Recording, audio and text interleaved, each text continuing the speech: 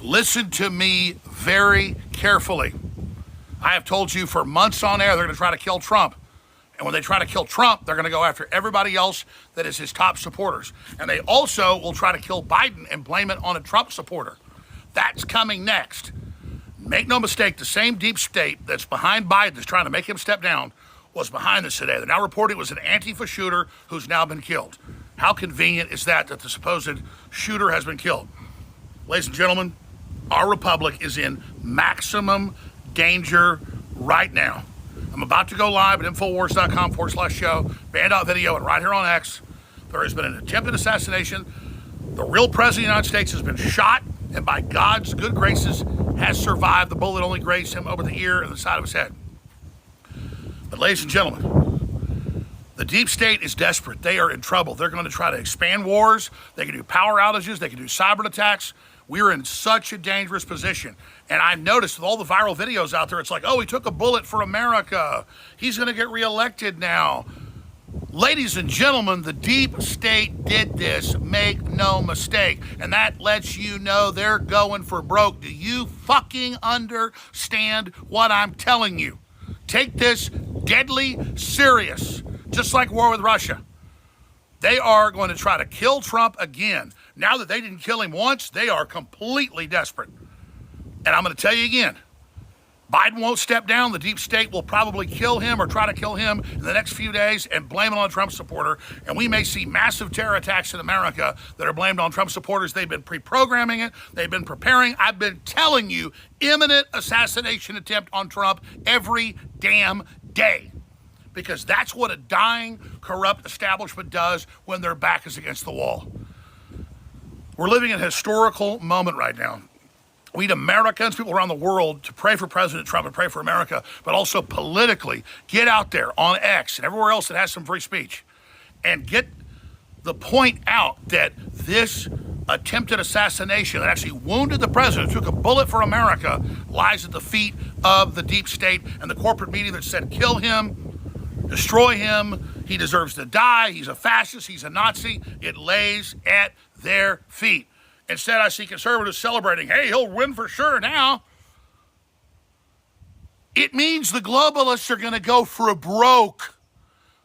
It means they know their time is up. So I'm glad Trump survived. I am so happy. Thank God. Thank you, Jesus.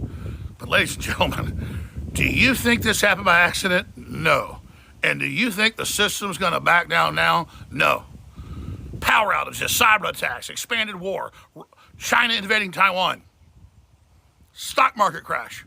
It's all on the table, and the deep state's behind it. I'll be covering it live, coming up on X at Real Alex Jones in the next 10 minutes. Join me there and share the link if you want to stop these people dead in their fucking tracks. This is time to be serious, and time to be focused, and time to stop being naive and wake up. So an assassination attempt was just made on President Donald Trump, and I don't think it was successful. I think he got grazed in the ear. I'm not going to fearmonger you guys and do the whole conservative, oh my gosh, Trump's shot.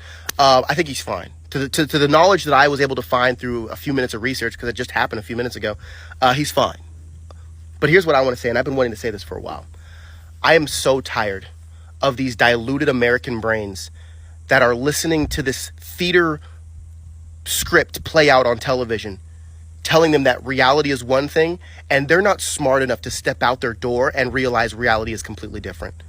We have the news telling us white supremacy is one of the biggest threats to our country. We have people telling us that the conservatives are the same as the neo you-know-whats. They have people saying that ultra MAGA is violent. They have people saying that Trump's trying to overthrow democracy. They have people saying that all of the violence and the civil unrest and the inflation and everything is conservative Trump fault.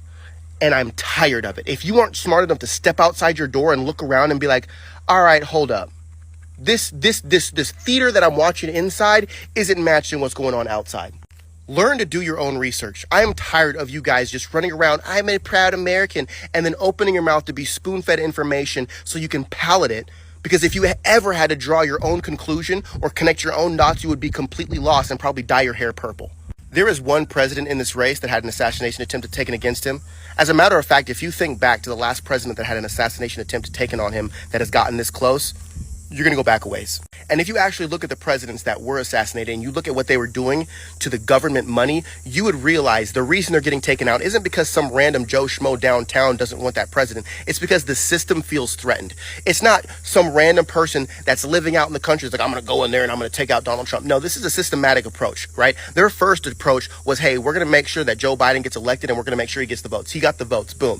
This time around, they were going to do the same thing. They were going to put Joe out there. He was going to get a landslide of votes. Joe was going to win again. But here's the thing. They decided instead of trying to do anything risky, let's just put our opponent in prison. Let's do it the legal way. Let's send him through the judicial system, get him locked up so he can't run for president. And that failed. And as a matter of fact, it garnished more support for Donald Trump. So they were like, oh crap, Joe Biden, you got to get out there and debate. You got to make sure we can sell how many votes you're going to get and people are going to believe it. But guess what? Joe went up there and fumbled the ball. It's not a coincidence that this assassination attempt happened right after Joe Biden completely fumbled the bag on the debate stage. And all of a sudden, even his own supporters are calling for him to step down. And now the system that you supposedly hate but somehow still vote liberal, that system is panicking. And the only other option they have, since they already exhausted the fake vote, they've already exhausted the legal proceedings, and now their only option is left with desperate, take him out.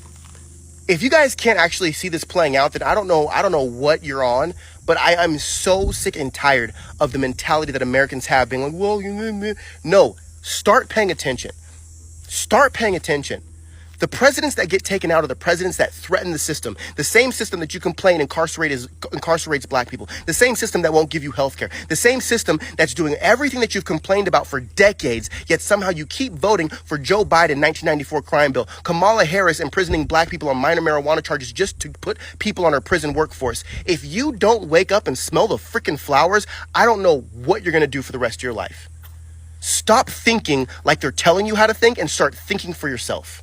When you go vote, there's one guy that's taking out the system that hates you, and there's another guy that's making that system stronger. You make that choice.